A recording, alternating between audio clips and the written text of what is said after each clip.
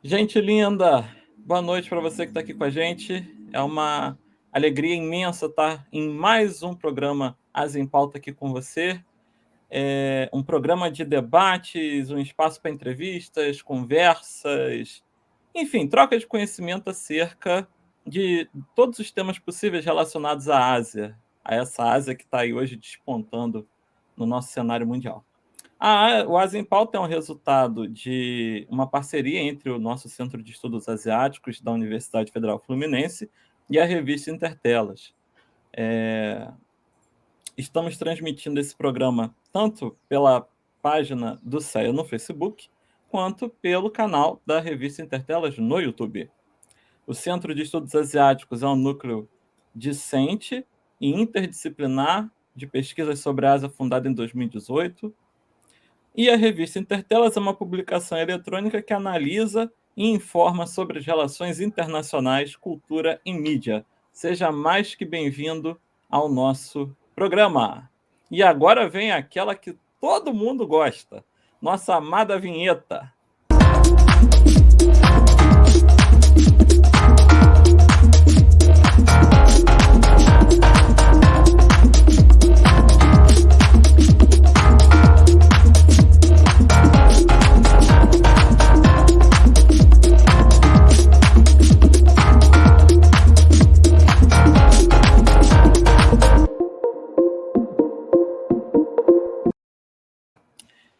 É sempre dar vontade de dançar. Eu tenho certeza que todo mundo que ouviu isso quer dançar com a gente. É uma delícia. Bom, eu sou Matheus Nascimento, vocês já devem ter percebido isso.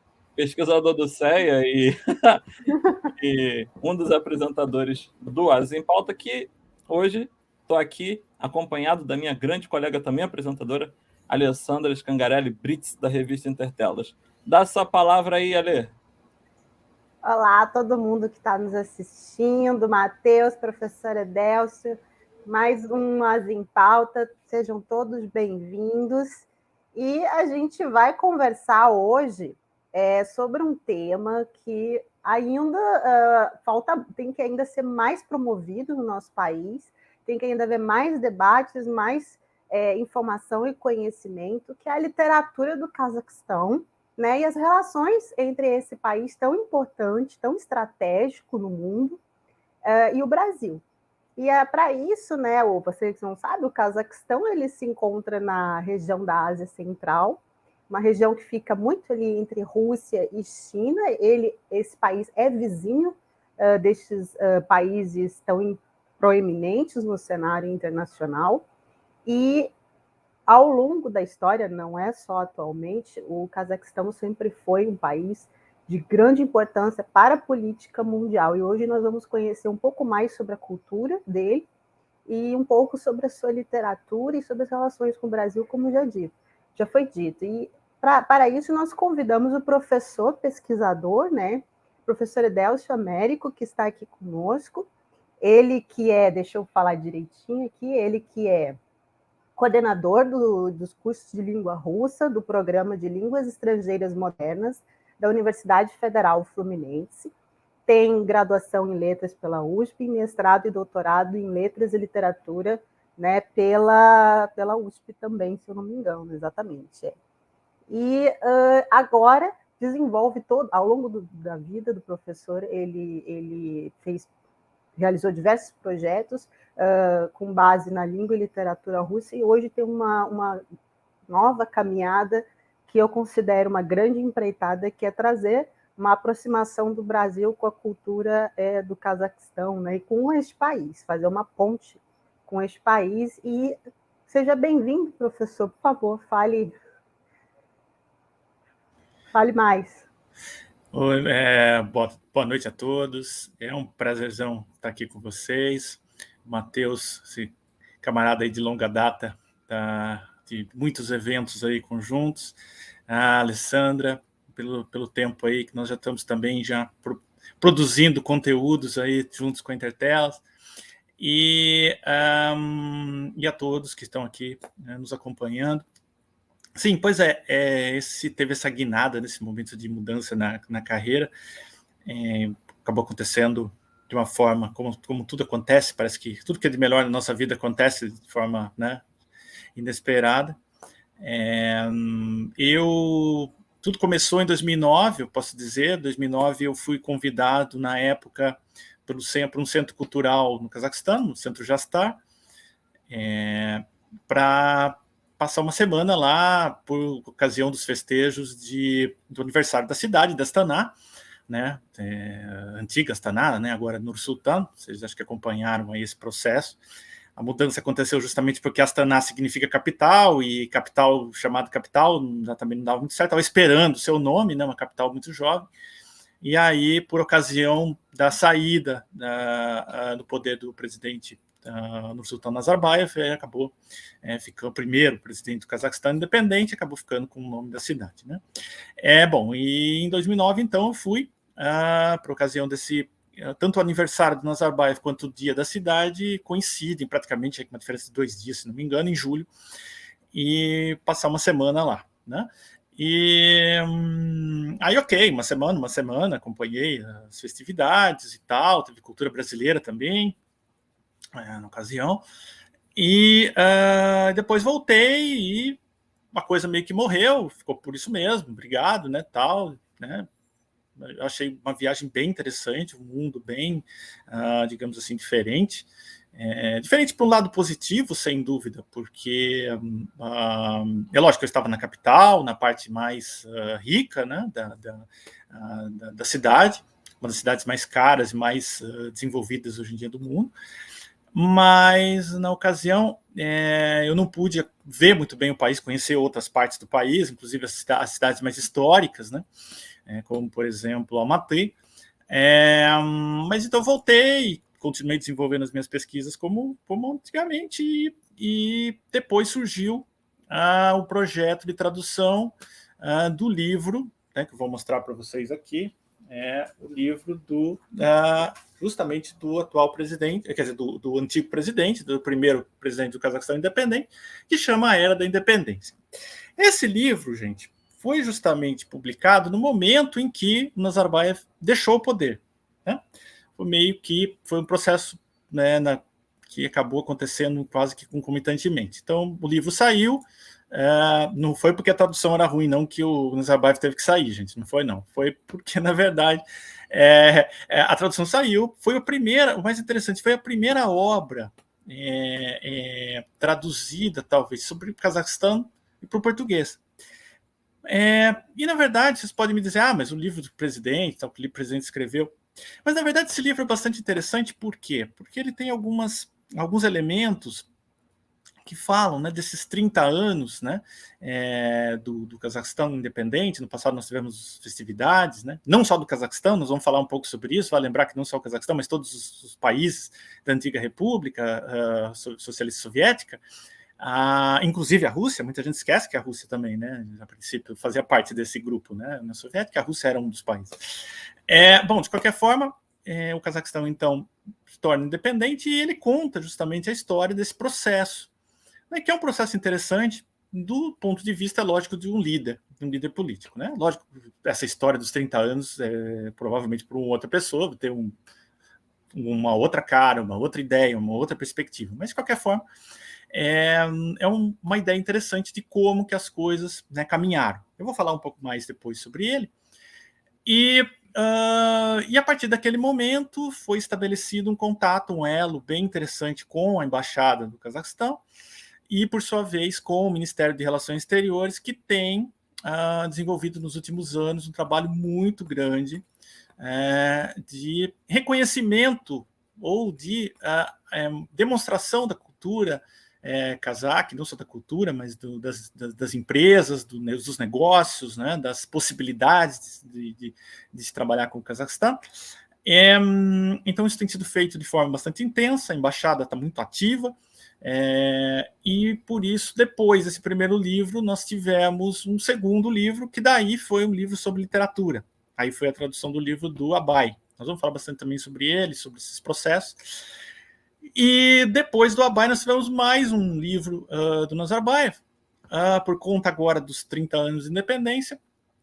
E esse livro, ainda mais interessante, na minha opinião, porque ele conta meio que um passo a passo qual foi aquele momento em que o país, de repente, do nada, né? Do nada, lógico, a gente já tinha essas informações, mas de uma hora para outra o país passa a ser independente. E com todos os poréns da questão da independência, né? Porque quando você é dependente, você presta contas, você tem alguém para ti, né?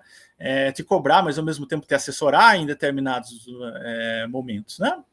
E a partir daquele momento acaba de existir esse elo e o Cazaquistão, evidentemente, passa a ter a sua necessidade de viver sozinho, com o estabelecimento de novas relações. Na ocasião ele conta justamente sem dinheiro, sem sequer uma condição para se fazer dinheiro. Não é só sem dinheiro, é sem, porque tudo era Moscou era tudo para as repúblicas, né? Então você não tem uma condição de fazer dinheiro, você não tem uma estrutura de negócio estrangeiro, tudo passava por Moscou. Você não tem toda a gama de serviços, porque cada república meio que respondia por um segmento, né, econômico. Então é bem interessante como ele conta isso, né? São livros bastante volumosos, eu vou mostrar esse segundo aqui também, são livros grandes, né? Esse segundo livro é o Caminho Cazaque. Esse aqui, inclusive, eu peguei, ele foi reproduzido igualzinho, né, o português e o russo. Eu vou falar também sobre essa questão, porque o russo mas eu peguei por acidente aqui a versão em russo, tá, gente? Mas a capa é igualzinha, tudo igual. Mas as capas são muito legais, inclusive chama a atenção da gente. Põe em tela de novo aí para gente, só para a gente observar isso, né, Lê? Que eu acho que é interessante, né? Essa coisa de se mostrar bem essa posição também do líder como uma pessoa da área da cultura, da área da educação, alguém que tem o que falar, né? E eu acho que isso é muito significativo, né? Que é uma coisa importante nos países dessa região também, justamente. Né? A própria Rússia tem isso, né? Justamente. E o Cazaquistão, gente, entre outras coisas, também já vou me adiantando com algumas informações que são importantes. A gente vai mostrar um mapinha, então o Matheus pode mostrar um mapinha aqui para a gente. O Cazaquistão ele é um país hoje de grande destaque, primeiro porque ele é um país grande, né? É um país que tem é o nono maior país em dimensões, né? Então, do mundo. Então ele tem 2 milhões de quilômetros quadrados, é muita coisa, né? E ele tem uma população muito pequena, ele tem uma população hoje girando na faixa de 20 milhões.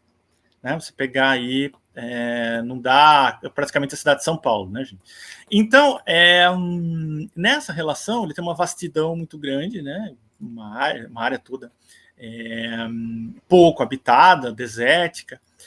E o que o Cazaquistão representa hoje para o mundo? Ele representa muitas coisas, como representou ao longo da história, e por isso ele é importante. Ele tem riquezas minerais, ele tem uma estrutura, né, tem gás, tem petróleo, e é um país hoje que está numa posição estratégica entre, como vocês podem ver aí, entre Rússia e China, principalmente, né? Isso ao longo da história trouxe lá algumas vantagens e desvantagens, evidentemente, mas para uma situação hoje que se desenha econômica, que a gente pode, esse período que nós estamos vivendo, né, inclusive de guerra, do que vai acontecer depois, né? Provavelmente a geopolítica deve mudar um pouco. O Cazaquistão pode ser e deve ser um país de grande importância para a região, não só para a região, mas talvez para todo mundo. Então, um país que tem uma posição geográfica muito boa, trabalha com todos, tem uma relação diplomática excelente com todos os países. Então, se vê aí numa condição futura, um trabalho que o Cazaquistão tem trabalhado, tem feito, né, um trabalho realizado para colher frutos, né? Tem perspectiva de longo prazo, né, de econômicas, de investimento. Então, é um país que está aí num grande assim, numa evolução muito acentuada, né? Então, isso que a gente está vendo. Eu acho que agora que entra a pergunta da Lê, né? Sobre essa importância, né, Lê? Exatamente. Professor, como eu também estudei Rússia e China por um tempo na minha vida, para mim, esse país e essa região é uma coisa bastante importante de compreender, né, e conhecer, e como a gente tem sabe muito pouco sobre isso. É uma região extremamente central. E, assim, a minha pergunta, ela vem mais ou menos na sua linha que já foi introduzida, porque Fala-se muito, não temos só a questão da guerra na Ucrânia hoje, mas também temos a Rota da Seda, nova Rota da Seda da China, em que a Ásia Central joga um papel crucial, e o Cazaquistão mais ainda. E eu gostaria que o senhor pudesse trazer para nós essa questão, porque assim, nós sabemos o quão influente as culturas russa e chinesa são. Mas qual seria a influência do Cazaquistão para esses dois vizinhos e para a região de uma certa forma, sua cultura e a sua condição de país ali, né? O poder, vamos dizer assim, que o Cazaquistão tem nesse sentido de não só... Porque os países eles se influenciam mutuamente, obviamente, né? Mas há sempre uma liderança ali. Eu acho que o Cazaquistão tem essa proeminência. Não sei se estou correta, aí eu espero que o senhor nos ajude aqui. A história do Cazaquistão é uma história, na verdade, que começa, segundo os historiadores do próprio Cazaquistão, né, no ano 1465, oficialmente. Né? Então, estamos falando aí de 557 anos. Né? Tivemos também algumas festividades por conta disso. É lógico que nesse período o Cazaquistão foi, como eu disse, independente durante só 30, a partir de agora, de 1991, exatamente. Depois disso, né, o Cazaquistão se torna independente. Mas antes disso, ele pertenceu à União Soviética, antes disso ele pertenceu ao Império Russo, antes disso ele fez parte da Horda Dourada, antes disso ele fez parte do Império Mongol, né? Genghis Khan, todo esse grupo todo aí, né, que dominou grande parte. Então, eu acho que no poder de influência, esses países, eles se influenciaram muito. O Cazaquistão ele só tem esse Kanato cazaque a partir, como eu disse, do século XV, mas os cazaques já não estão com o nome de cazaques, né, mas já estavam naquela região, aquela região de tudo acontecia, justamente nessa Rota da Seda, que já existe há tanto tempo, que influenciou tantos povos, né, que teve principalmente essas trocas culturais tão acentuadas entre Europa e Ásia, né, talvez o lugar mais rico em termos de trocas culturais, né, como também a Turquia, aquela região de Constantinopla, toda aquela região ali, os turcos. Então, nesse intermeio aí, de países tão historicamente ricos, né, houveram inúmeras trocas culturais, como eu disse. Então, os cazaques eles são muito próximos de outros povos que surgiram praticamente na mesma época, como os uzbeques, né, por exemplo, né, e fizeram parte praticamente do mesmo grupo étnico. Esses grupos étnicos ainda estão sendo estudados até hoje, porque vale lembrar, a gente tem um distanciamento, o distanciamento do objeto, né, estudado. E isso acontece com o Cazaquistão hoje, ou seja, o Cazaquistão se descobre porque hoje os pesquisadores estudam o Cazaquistão. Antes não necessariamente, porque o Cazaquistão ele pertencia a outros blocos, a outros grupos, e no período, por exemplo, soviético, até segundo a frase do próprio Nazarbayev, no período soviético não se estudava o Cazaquistão, estudava-se a história da Rússia, que tinha livros grossos sobre a história da Rússia, e 2 folhinhas sobre de onde veio o Cazaquistão. Né? Era o que as pessoas aprendiam na escola, inclusive no Cazaquistão, no próprio Cazaquistão.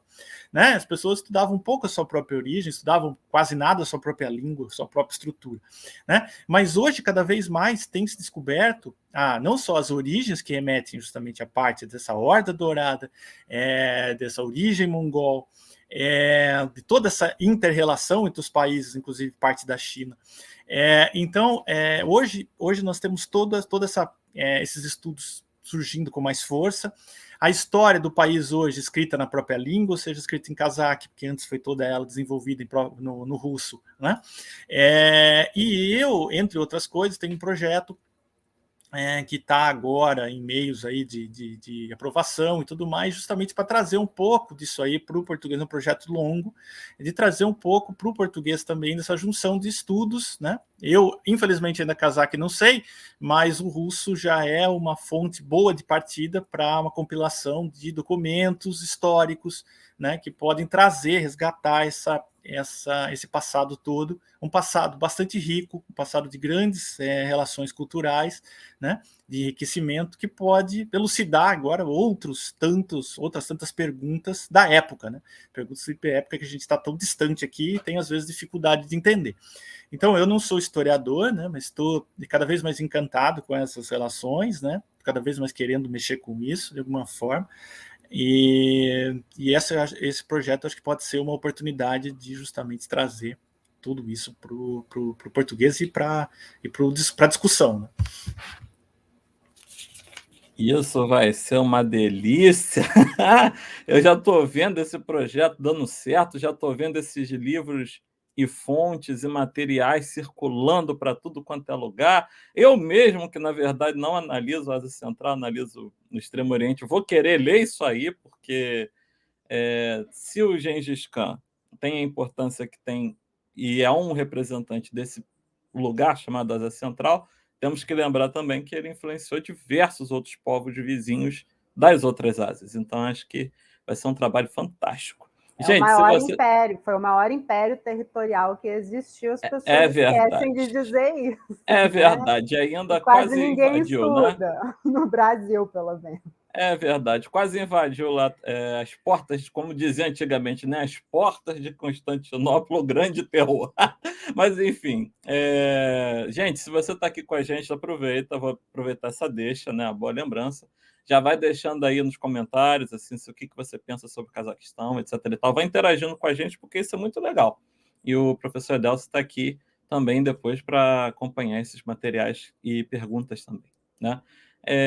Professor, eu vou aproveitar e fazer uma pergunta mais ou menos na mesma linha da Alessandra, acerca dessa pauta, eu diria, de uma importância, eu diria, internacional nas relações internacionais, né? Como é que se deu esse início das relações entre Brasil e Cazaquistão e assim, o que a gente pode falar sobre esse cenário ou cenários históricos que precederam o início dessa relação e, enfim, como é que a gente pode entender isso aí? Bom, na verdade, como eu disse, o Brasil foi um dos primeiros países, ou logo depois do fim da União Soviética, que reconheceu a independência do Cazaquistão e já começou, né, todo um processo de relações entre os países, que cresce a cada ano, cresce vertiginosamente, mesmo porque eu acho que o Brasil, assim como grande parte dos brasileiros, não sabia onde fica o Cazaquistão, o que o Cazaquistão tem, o que ele pode acrescentar para o mundo, né? Do ponto de vista, lógico que a parte comercial ela entra como carro-chefe nessa brincadeira, porque aí não tem outro jeito, né? E depois começa, evidentemente, a vir as outras coisas, né? Mas o Cazaquistão não é só ouro, não é só gás, não é só, né, petróleo, é na verdade um centro de pensadores, né, na Ásia, né? Um centro, um local de onde saíram inúmeros representantes do pensamento, né, da filosofia oriental. Então, lógico, não com o nome de Cazaquistão na época, provavelmente, mas com esses pensadores acabaram chegando, principalmente à Europa, porque esses pensadores, entre outras coisas, faziam o processo de intermediação entre a tradução da filosofia ocidental, principalmente de gregos, né, e tal, para os orientais, né, para o público oriental.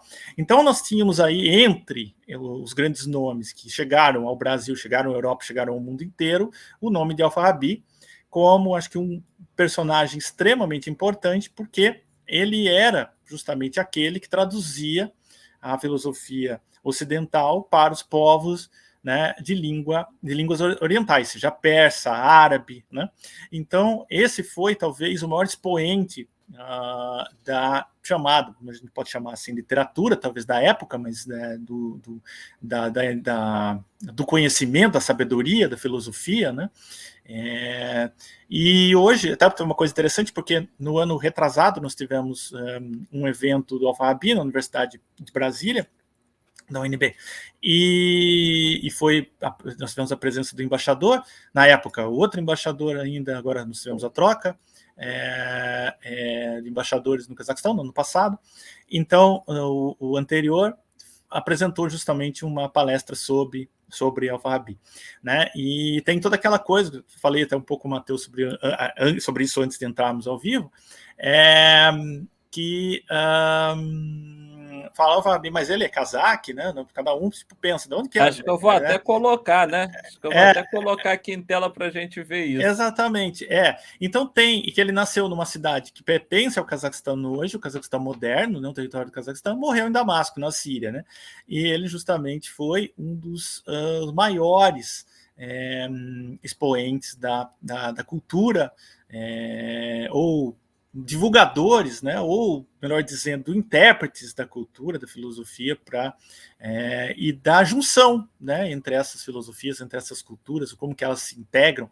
Ele foi um grande nome. Então, talvez esse tenha sido o primeiro nome cazaque, que a gente pode dizer assim, mas não sei se chegou bem como cazaque, mas que foi lido, né, por aqui e com grande fervor, né, com grande interesse.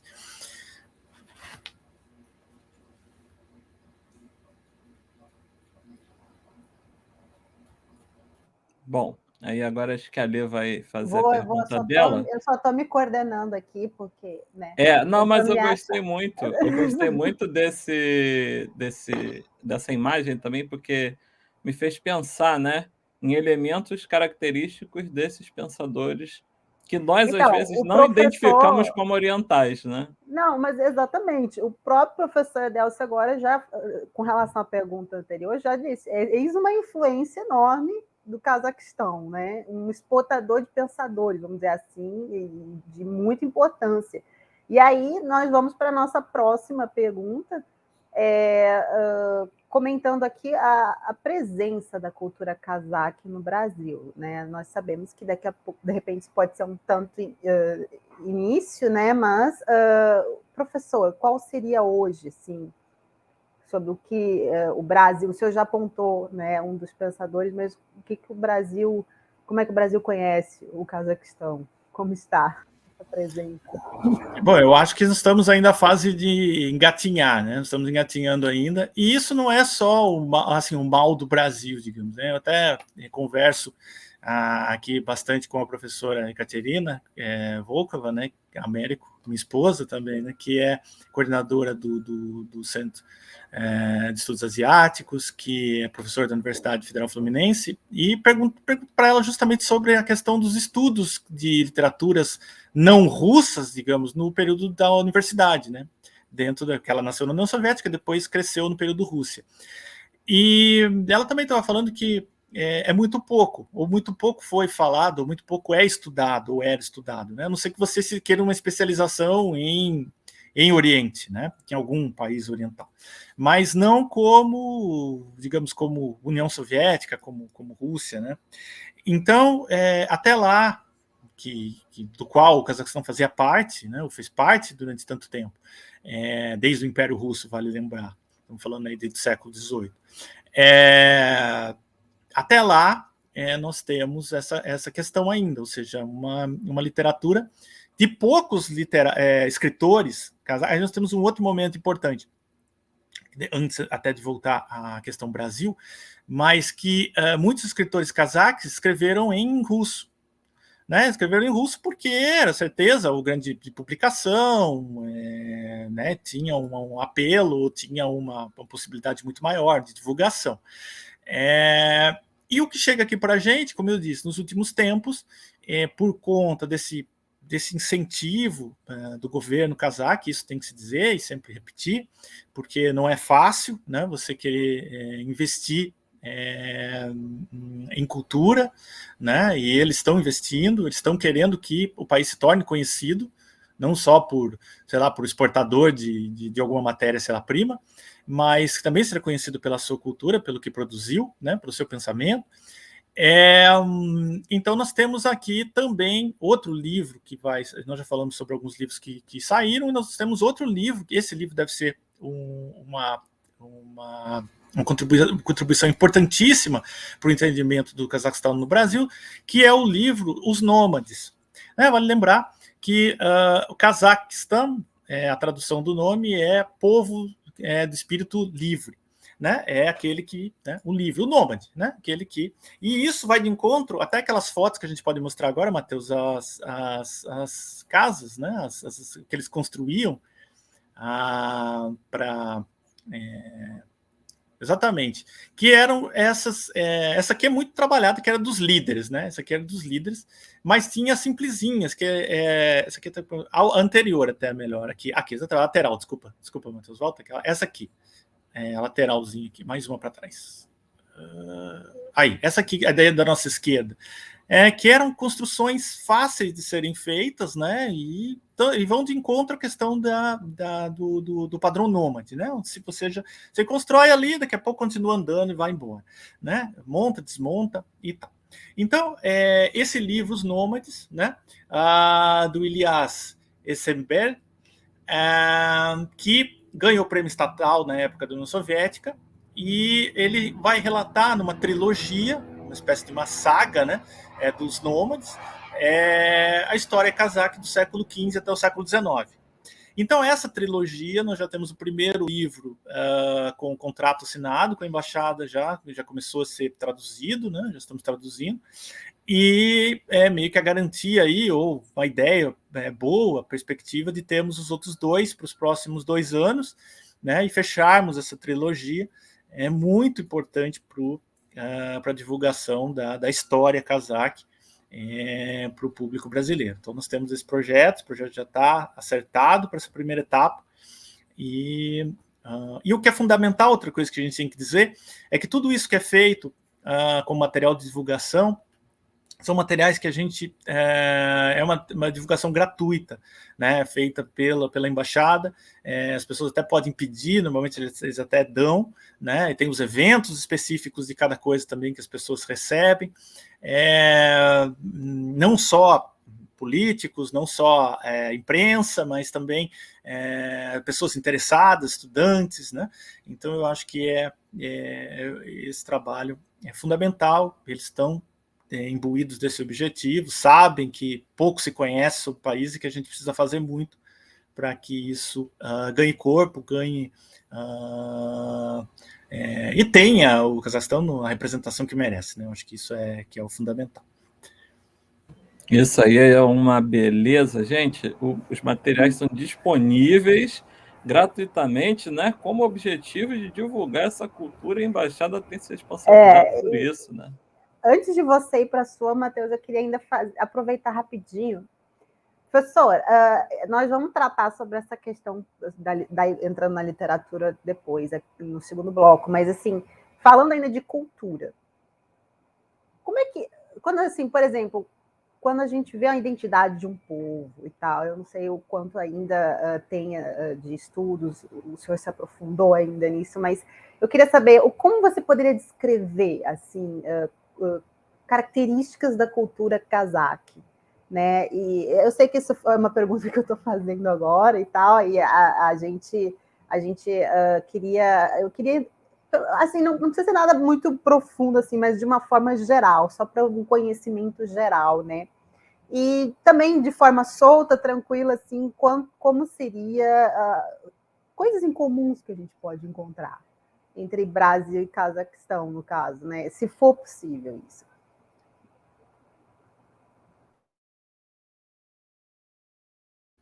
É lógico que nós temos muitos elementos de vestimenta, de comida, né,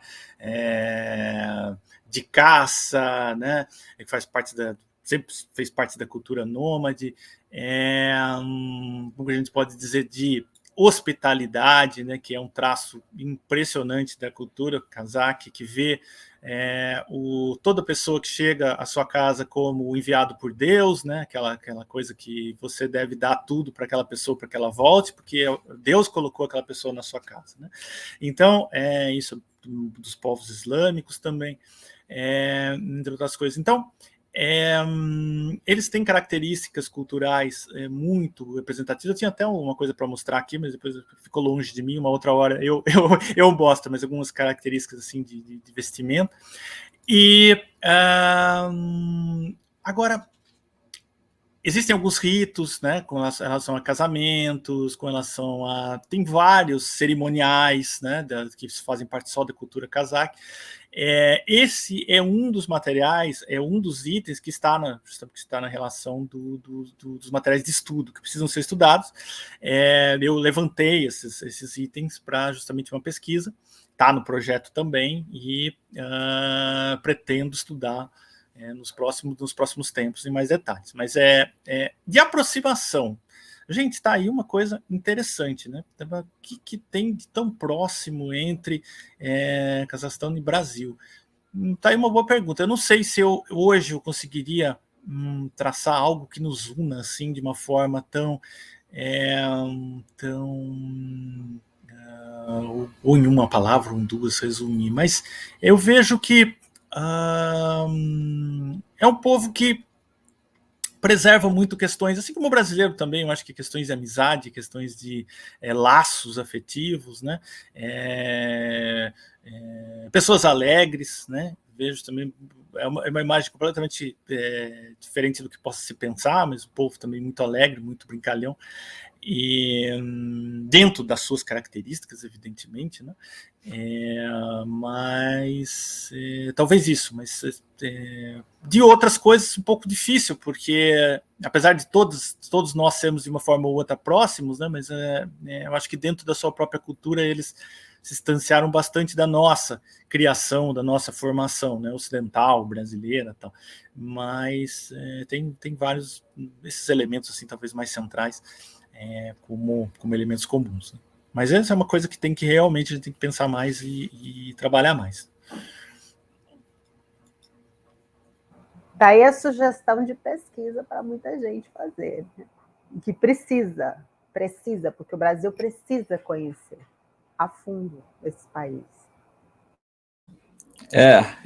Nesse ponto eu estou concordando. Aliás, eu estou aqui vibrante com a existência do projeto de tradução desses materiais, porque certamente vai permitir que a gente supere um conceito que é muito caro a quem analisa a Ásia de uma maneira geral, que superemos o estereótipo, superemos o orientalismo, superemos aquele determinado estilo de ver o outro que muito mais desumaniza do que nos aproxima. Então eu acho que eu estou vibrante aqui.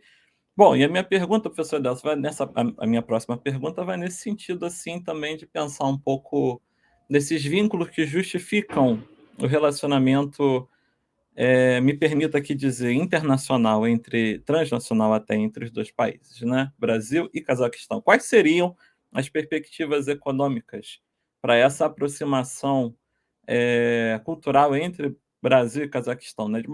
Melhorando também a pergunta, quais são, de fato, o que se vislumbra economicamente, talvez, e culturalmente também acerca dessa aproximação?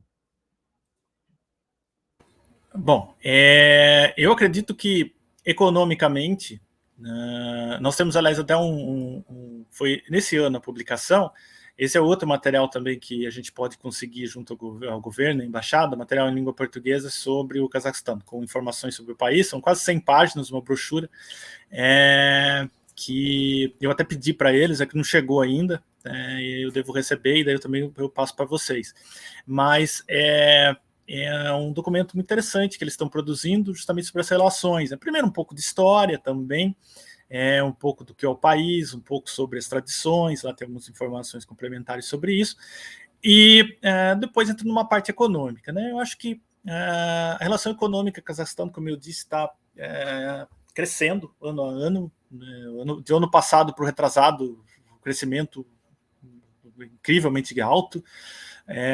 Os países vão se descobrindo, os países vão se conhecendo.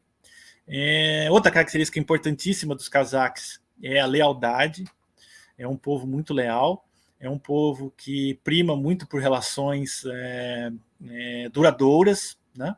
Então, eu acho que tanto relações comerciais quanto relações no âmbito geral, né? De parcerias, né? Então, o que a gente vê é o crescimento, né, grande. Nós tivemos nos últimos anos alguns fóruns e reuniões de investimento que aconteceram pelo mundo, e aqui no Brasil também nós tivemos encontros para investimento, outros documentos do porquê investir no Cazaquistão, tirar um pouco essa ideia, talvez, que o Cazaquistão possa não ser um parceiro confiável. Isso muito pelo contrário. Eu acho que todo mundo que tem feito negócio com o Cazaquistão tem visto um país onde se vê um parceiro realmente confiável. Então tem crescido, tem se desenvolvido, e do ponto de vista cultural, isso o embaixador Bolat Nusupov, embaixador do Cazaquistão agora, não só no Brasil, mas ele é responsável por toda a América do Sul, porque a representação diplomática cazaque só tem em Brasília. Nós não temos nos outros países da América do Sul, nós temos simplesmente consulados honorários, né? Mas não temos embaixadas nos outros países. Então, ele diz que, lógico, é fundamental nos conhecermos culturalmente, mas até para nos desenvolvermos culturalmente, a gente precisa também de recursos para tudo isso, né? E o recurso também nessas relações comerciais, elas têm acontecido, né? Há um investimento na cultura, graças também a um trabalho bem feito e um trabalho incansável do ponto de vista econômico, né, em parcerias, em acordos, né, com as próprias empresas, para investimento na cultura. Então, eu acho que isso tem sido feito. E perspectivas, eu vejo que para um país que tem ainda tão pouca coisa traduzida, né, para o português, a perspectiva é total de que isso aconteça nos próximos tempos em grande volume. Nós estamos torcendo, evidentemente, para isso, que projetos outros apareçam. Esse ano, por exemplo, nós temos previsto ainda uma mostra de cinema aqui no Rio de Janeiro. Nós estamos trabalhando nisso agora. O meu objetivo é pegar esses mesmos 4 filmes que vão ser mostrados nessa mostra e trazer para a UF, para o Centro de Artes, para a gente também mostrar com os nossos parceiros, com os nossos colegas aqui da universidade, fazer um debate sobre os filmes, convidar, eu penso em convidar essa pessoa que me convidou para o Cazaquistão, que era na época o coordenador do Centro Cultural Jastar, mas ele também é ator, foi de diretor, trabalhou na Central de Filmes do Cazaquistão, no Kazakhfilm, e então uma pessoa que como distribuidor também. Então ele trabalhou em todos os segmentos da esfera do cinema cazaque, e trabalhou não só nisso, ele trabalhou ainda no período de transição entre União Soviética e Cazaquistão, né? Então, ele viveu o período em que o Cazaquistão deixa de ser produção soviética e passa a ser produção cazaque mesmo, né? E como que isso mudou na relação. Então, o objetivo nós vamos ter essa mostra de cinema, está quase certo, os 4 filmes já estão praticamente prontos, também legendados para português. Depois nós vamos ter, eu estou tentando trazer isso para cá, né, para a UF, para que a gente tenha esse evento também entre os alunos. Nós temos aqui no Rio de Janeiro outras coisas importantes. No Rio de Janeiro nós tivemos a abertura lá na Biblioteca Anita Porto Martins, no Rio Pequeno. Rio Pequeno não, é Rio... Rio Comprido? Rio Comprido, Rio Pequeno eu confundi com São Paulo. Rio Comprido, exatamente.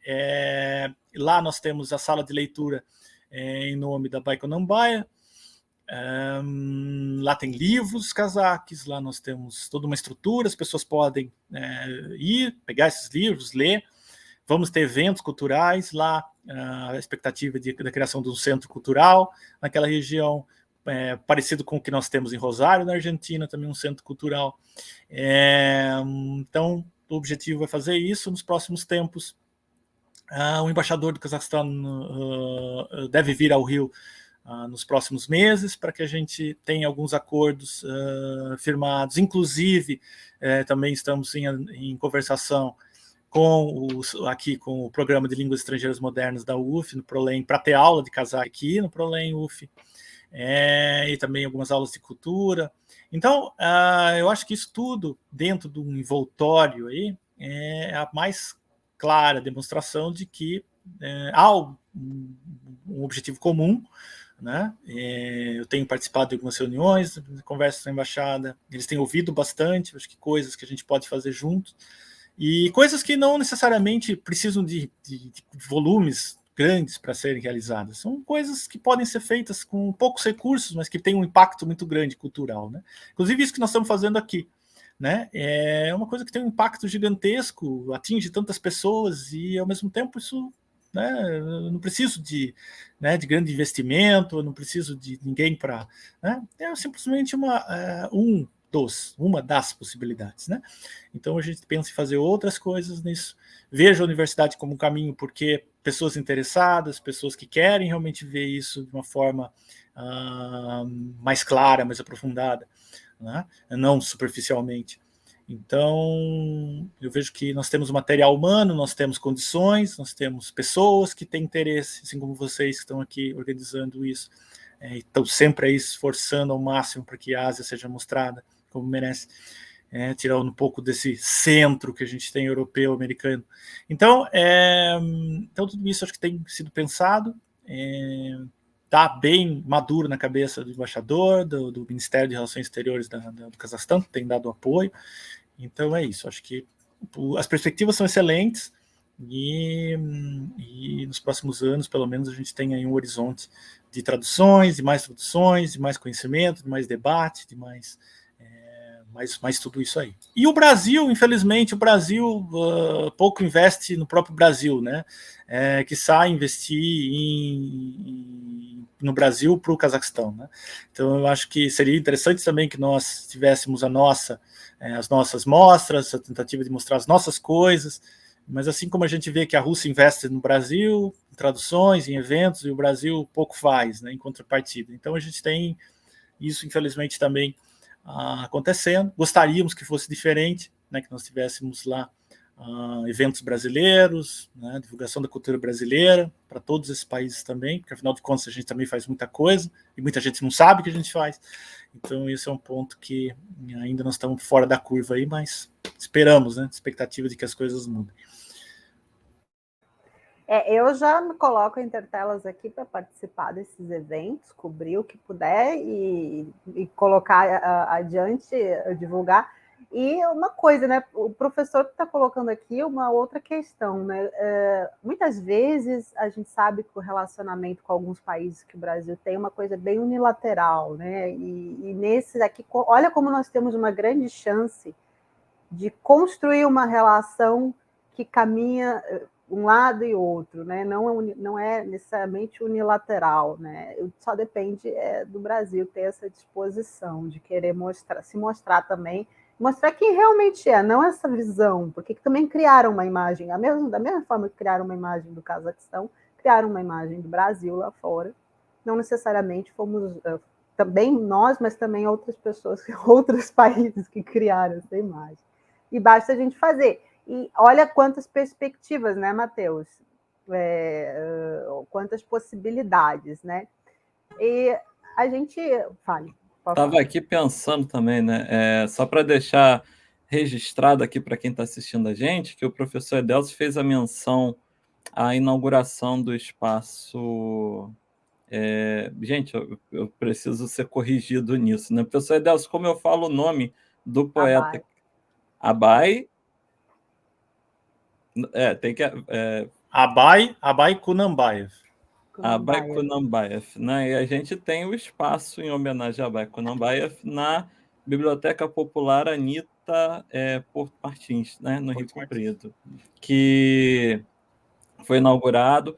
A cobertura desse evento você pode achar na revista Intertelas, é só você procurar essa matéria lá no site da nossa revista e você vai ver mais informações, inclusive, de como chegar até lá, caso você não seja do Rio, e caso você seja do Rio, fica o nosso convite, a nossa sugestão para você dar uma passadinha, fazer um registro e, enfim, sinalizar nas suas redes sociais de alguma forma que você está conhecendo um espaço que certamente ainda vai ser muito importante para os estudos asiáticos aqui no Brasil e no Rio de Janeiro, né?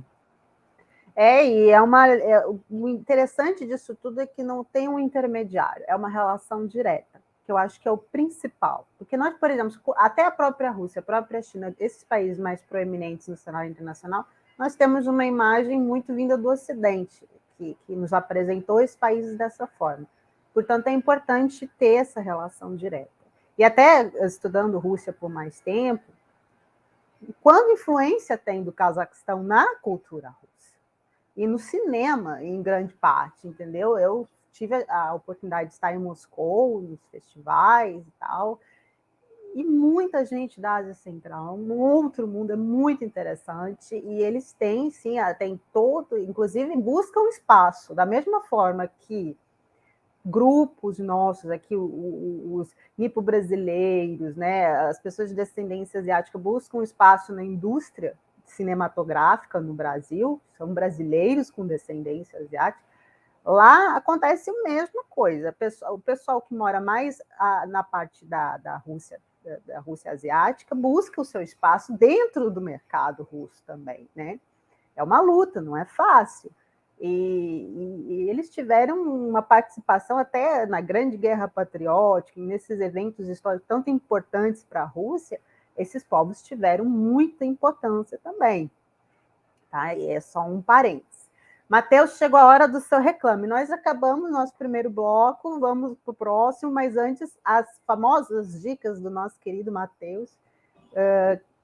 Tem duas hoje muito boas, viu? Muito boas mesmo. A Alessandra já está empolgada, eu também. Esse é o tempinho para o nosso convidado beber a sua água, né? Daqui a pouco ele volta aqui com a gente em tela e a gente vai estar aqui mostrando para você, nesse momento reclame do Matheus. Vamos ver se vai dar certo a ideia. Olha só o que vai acontecer aqui agora. Olha só.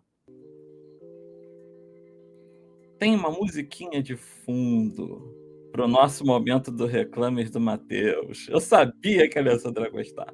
Queridos, vamos começar aqui então com a sugestão do livro A Véspera de Ivan Turgenev, né? Um livro traduzido do russo aqui para o português pela professora Ekaterina Volkova. Beijo, abraço, esperamos vê-la tão logo seja possível. Que fala, na verdade, sobre... deixa eu pegar aqui a minha colinha, né? Ivan Turgenev, A Véspera, lançado pela editora Boitempo e que tem tradução em notas e pós-fácil de Paula Vaz de Almeida e Ekaterina Volkova. Originalmente escrita em 1859, a história narra a trajetória de Helena Stakhova, filha de uma mãe hipocondríaca e um pai ocioso e supérfluo, ou seja, uma típica família aristocrática da Rússia do século XIX.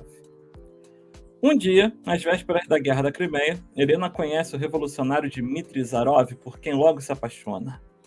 O amor em segredo e o plano do casal de juntar-se ao movimento de independência da Bulgária decepciona a família de Helena. Diferente de outras protagonistas marcantes da época, como Emma Bovary e Anna Karenina, Helena se destaca pelo seu caráter firme e questionador, e por sua consciência dos direitos que almeja garantir na sociedade russa em transformação na época. Se você se interessou por esse livro, basta procurar aqui embaixo, obtenha no site da editora Boitempo. É um material fantástico, traduzido do russo, e já que nós estamos falando de materiais asiáticos, vamos sempre destacar isso, né? Vindos desse universo asiático para a nossa realidade brasileira, sem escalas, né?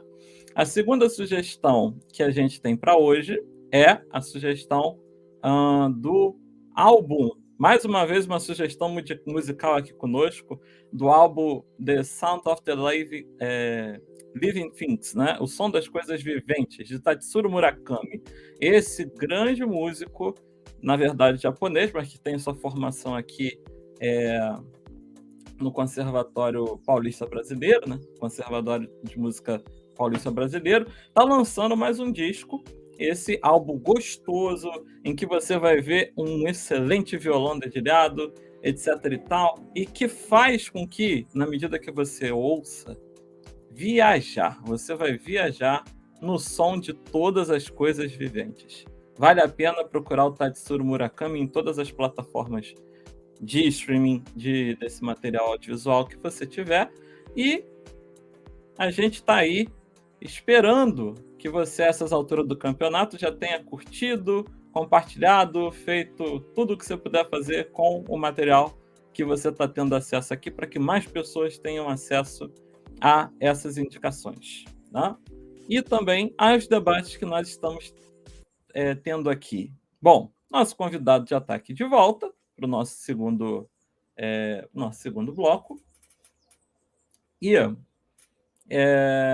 eu penso que essa pergunta me caiba também, né? Professor Edelcio, assim, de uma maneira bem, ainda nesse tópico diria eu, dessas imagens que temos sobre o Cazaquistão, seria possível o senhor transmitir ao nosso público quais seriam as características dessa literatura e quais eventos, né, da história dessa literatura do Cazaque você apontaria para a gente aqui? Deixa eu abrir o microfone que eu esqueço aí. Aí pronto, né? Aí começa a falar, depois fala meia hora, né? Lembra que está fechado, né? É igual o pessoa que está dirigindo, depois que passou 50 quilômetros, percebe que errou, né, a entrada. Aí continua, mas 50 km tem que voltar mais 50. É mais ou menos isso. Na verdade... Essa sou eu. Mas quem nunca, né?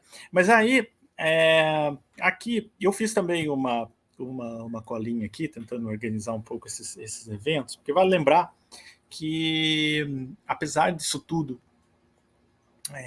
nós podemos falar aí de milênios, né, de transmissão de conhecimento, não, uma forma de literatura, nós temos que diferenciar para esses povos, evidentemente, o que é a literatura oral, escrita, né, o que chegou até hoje, como que a gente pode determinar, né, se uma ou outra literatura cazaque ou não, mas a gente pode partir do princípio que há milênios a literatura nessa região que vai desde o Mar Cáspio até as montanhas do Altai. Né? Então, as tribos, né, os povos compunham lendas, mitos, criavam épicos, contos de fada, então, transmissão nesse ponto, a gente pode dizer oral. Né? Quase toda a história dessa criatividade, né, é considerada popular, porque os escritores individuais, né, da época do Cazaquistão, que os nomes nunca saíram dali, né, ficavam naquela própria região e pouco saíram. Os nomes realmente só chegam para a gente a partir, digamos, do século XIX. A partir do século XIX a gente já começa a ter, né, uma identificação do nome, né, e autor e obra. Né? Então os nômades cazaques, né, contavam de forma poética várias lendas sobre as façanhas dos heróis, né, dos seus heróis da época. Né? Sobre deuses, sobre monstros. Né? E com o tempo essas histórias se desenvolveram para épicos que eles chamam de Korkit-ata, né? E vale lembrar que esse Korkit é uma pessoa real que, né, que atua num épico como um narrador, né, digamos assim. Né? E ele é um músico e um criador de um instrumento, né, que passou a ser chamado de kobis. Né? E muitas vezes essas lendas, em forma poética, eram contadas com acompanhamento justamente desse instrumento musical. Né? Então, um pouco de um certo trovadorismo, né, uma certa, fosse ligar para o nosso meio.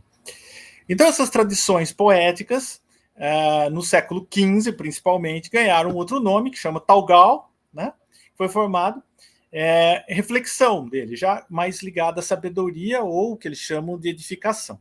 Vale lembrar que esse livro do Abhay Kunanbayev foi traduzido para o português como Livro das Palavras, mas em russo, na verdade, ele é chamado de Palavras da Edificação, porque ele trabalha com justamente a ideia do que as pessoas devem aprender para, né, terem uma conduta mais, digamos assim, humana, né, ou algo assim um pouco mais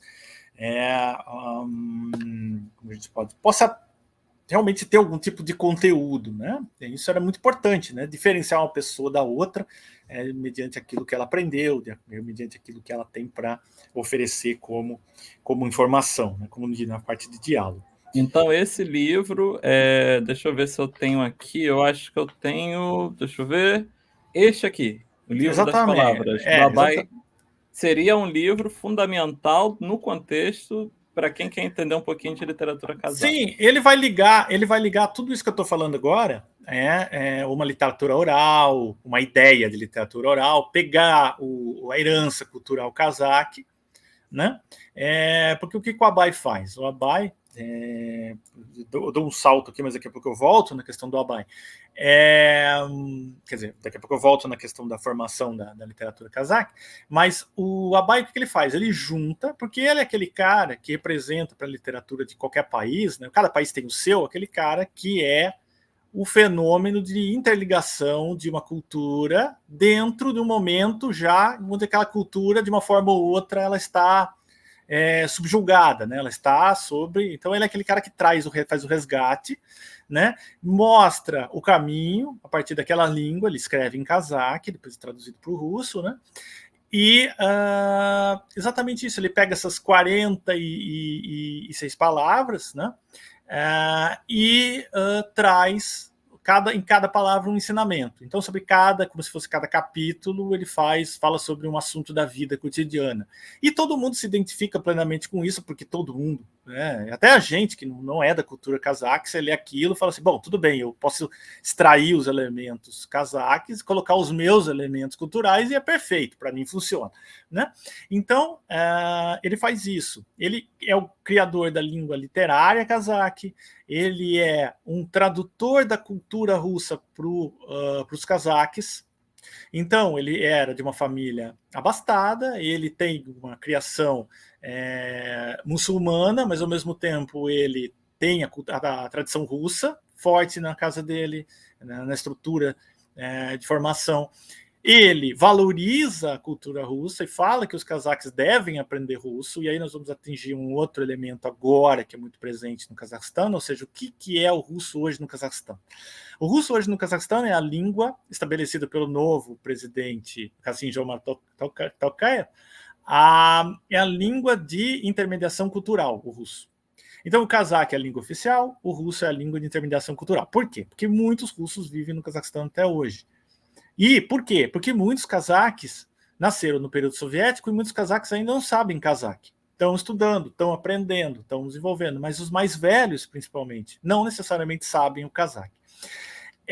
Então, essa nova geração, evidentemente, que nasce nesse período pós-independência, né? Essa geração, evidentemente, já a partir do cazaque, tem o russo, continua o russo como língua, mesmo porque, como o Abai já falava, vale lembrar, Abai, só para contextualizar em período, ele nasce em 1845, ele morre em 1904, né? Só para vocês terem uma ideia temporal.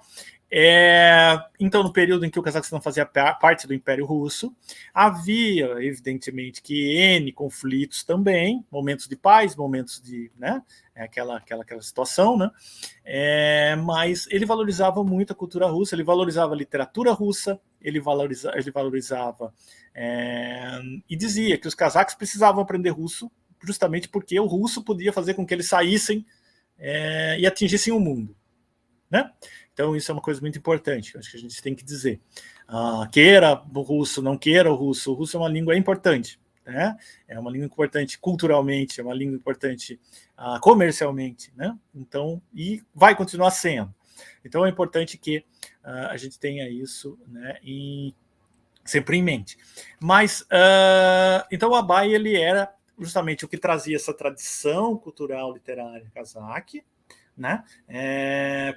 Dos épicos, do história, de tal, e fazia aquele arranjo, né, dentro do cenário daquele momento e uma perspectiva de enriquecer com aquilo que a gente aprendeu, né, de enriquecer com aquilo que a gente vivenciou, enriquecer, porque só mediante essa condição, ou seja, aprender alguma coisa que a gente pode evoluir. Se a gente não aprende nada, a gente não evolui, a gente sabe disso. Então, embora muitas pessoas queiram questionar isso, mas a gente acho que tem que partir desse princípio dos melhores e mais bem-sucedidos, né, e não partir para o caminho de mediocridade. Então, acho que a gente tem que ver justamente isso. Então, antes de chegar nele, passa por essa literatura oral, né? Como eu estava falando das tradições poéticas, né, a partir do século XV, né, do Talgal, e esse Talgal já tinha essa questão de sabedoria, já tinha uma interpretação, já tinha uma consciência maior, né, das coisas. No século XVIII, a poesia, né, toma conta, também com um aspecto um pouco mais revolucionário, um pouco mais duro, né, da estrutura que chamava em cazaque Aitis, né? Discussões mais de abordagem de temas de religião, sociedade. Vale lembrar que o Cazaquistão é majoritariamente islâmico, mas sempre viveu, a partir do momento em que se uniu ao Império Russo e depois à União Soviética, passou a ter essas questões religiosas também presentes no seu território, né? E conviveu muito bem com isso. Hoje o Cazaquistão cedia encontros religiosos, ecumênicos, de onde participam várias lideranças religiosas. Então é um país que sempre trabalhou muito bem com isso, né? Trabalhou muito bem com os seus vizinhos, sempre trabalhou muito bem com as suas fronteiras, por isso ele tem um respeito muito grande dos seus próximos. Então é um país muito interessante, porque apesar da maioria islâmica, é um país que convive muito bem, né, com as demais religiões. São muitas etnias, são muitas nacionalidades no mesmo país, mas lida muito bem com isso. Então, depois nós temos no século XIX a entrada, quer dizer, 18 para 19, né, a entrada para o Império Russo, né?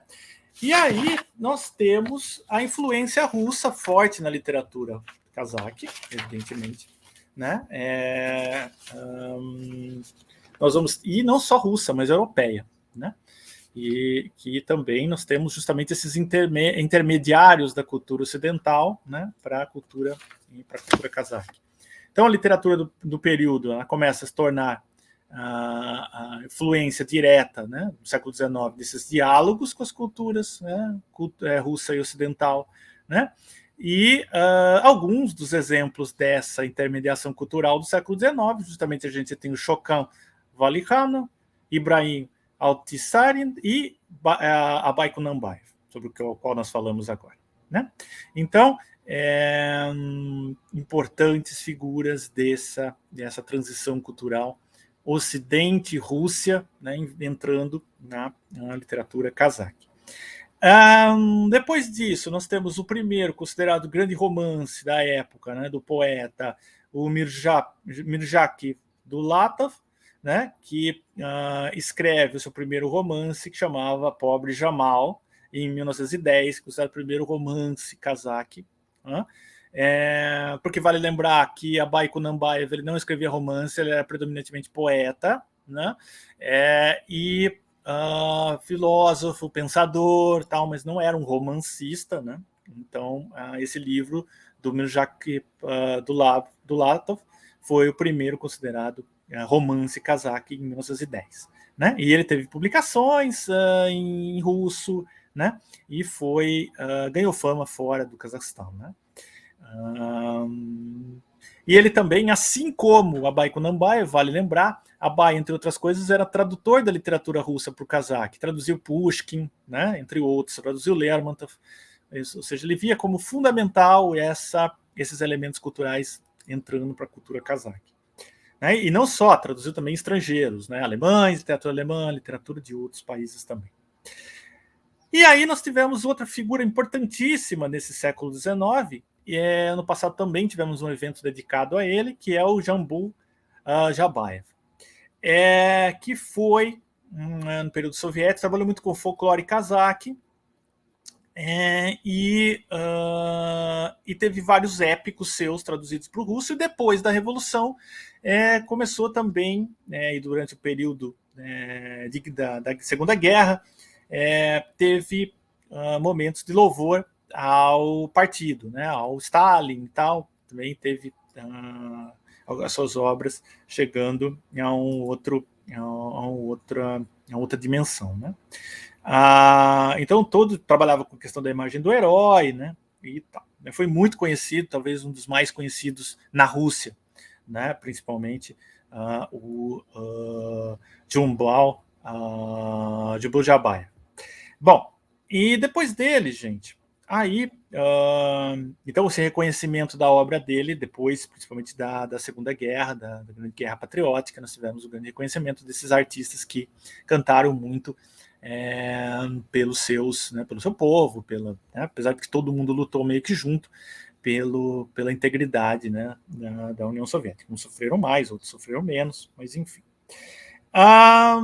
E no século XX nós tivemos aí uma continuação já de alguns outros importantes autores, e eu destaco, entre outros, Mukhtar Auezov, que, entre outras coisas, Auezov foi importantíssimo para a cultura cazaque, literatura, porque, entre outras coisas, ele criou o livro, a trilogia, na verdade, chamada O Caminho de Abai, Put Abaya. Esse livro foi escrito em russo e foi um dos mais importantes livros justamente para o conhecimento da obra, o entendimento da obra de Abai para o mundo, né?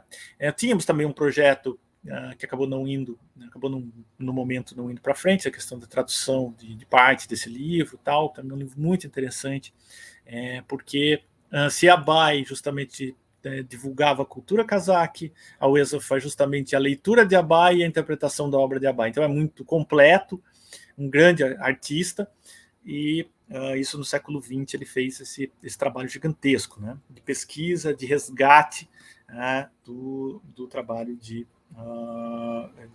Abai. Então, a Oezov foi... Também, depois ele acabou entrando para as lideranças soviéticas, trabalhou no partido, ele teve um caminho entre literatura e política, também um caminho bastante complexo.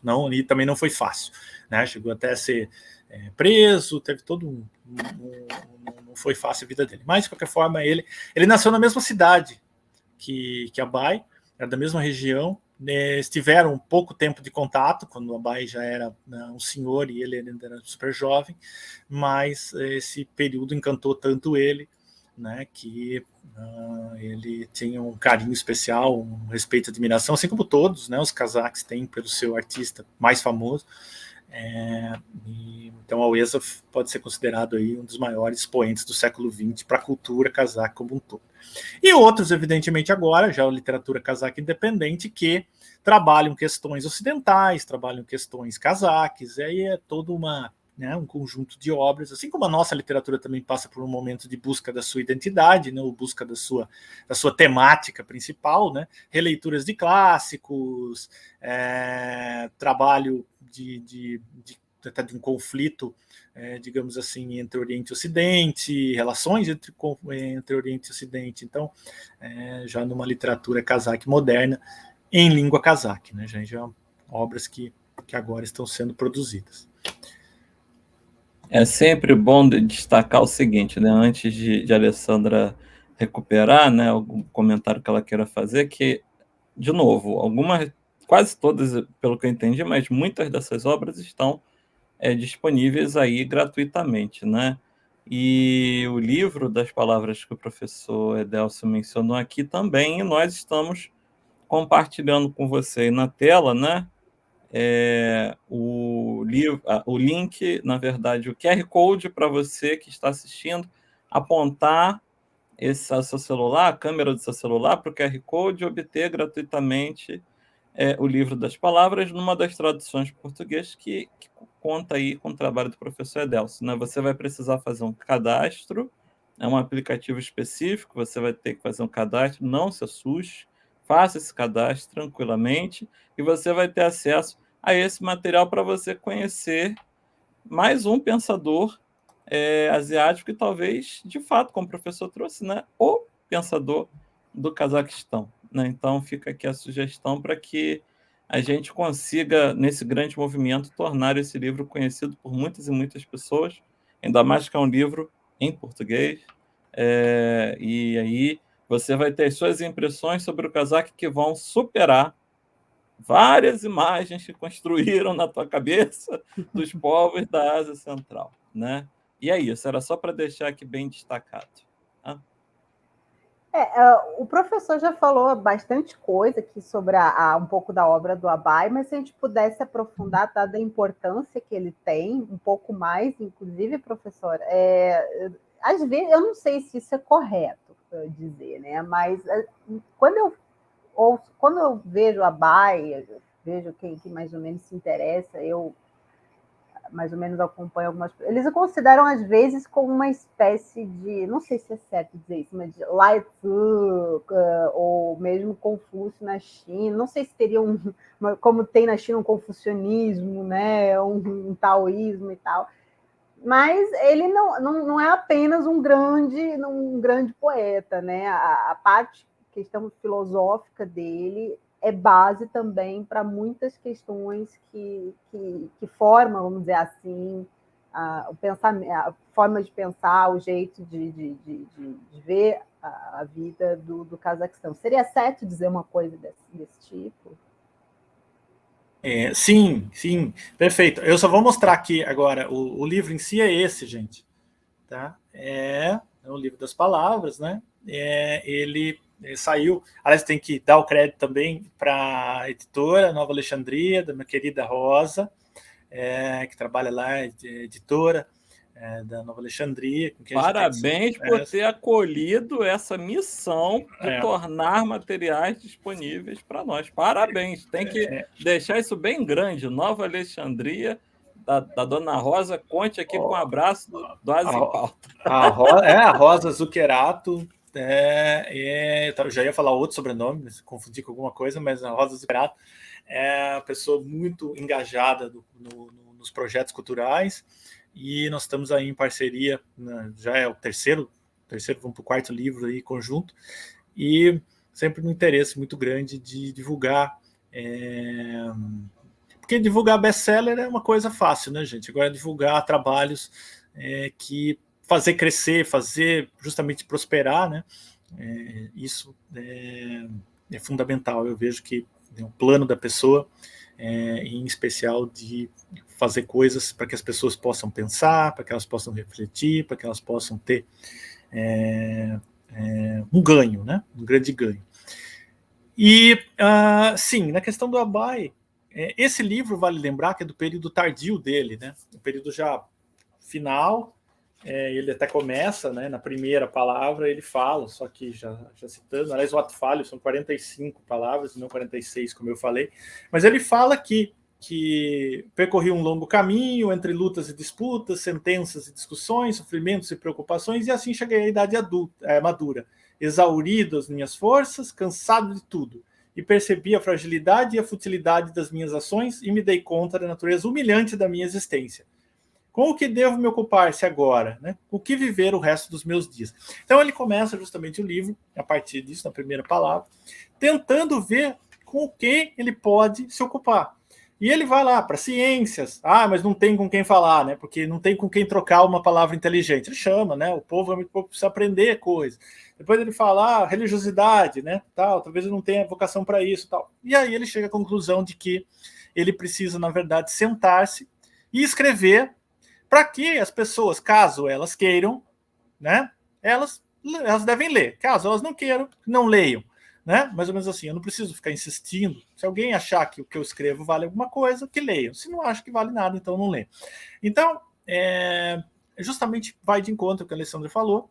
Ele é, na verdade, um escritor meio aquele, como a gente pode dizer, realmente aquele pensador e aquela pessoa capaz de mudar toda a cabeça do seu povo, né? Todo o jeito de pensar, toda a forma de encarar uma situação, um problema. Né? Nesse livro ele relata todo tipo de situação, né? E situações corriqueiras, situações que vão dos mais diferentes aspectos da vida humana, né? Com relação à avareza, com relação ao amor, com relação à religião, né? Então conta um pouco sobre cada coisa, né, sobre o futuro dos próprios cazaques, sobre a relação dos cazaques com os outros, né, por que uma coisa dá certo e por que não. Então, não deixa de ser uma forma daquele livro que eu tenho uma dúvida, deixa eu pegar aqui o Abai e ler o que o Abai falou sobre isso. Né? Um livro realmente de conhecimento, um livro realmente de respostas, né? Um livro de respostas, digamos assim. Né?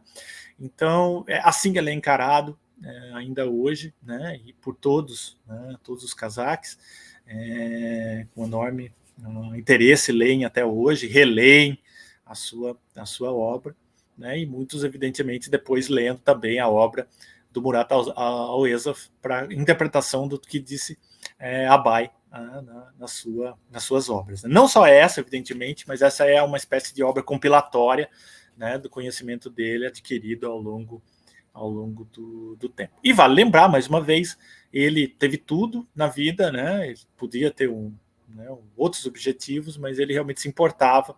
Talvez ninguém mais se importou tanto com os cazaques como ele se importou, né? Se importou realmente com os cazaques. em permanecer junto dos cazaques e tentar realmente dar a eles a sua palavra, a sua contribuição como grande artista que foi.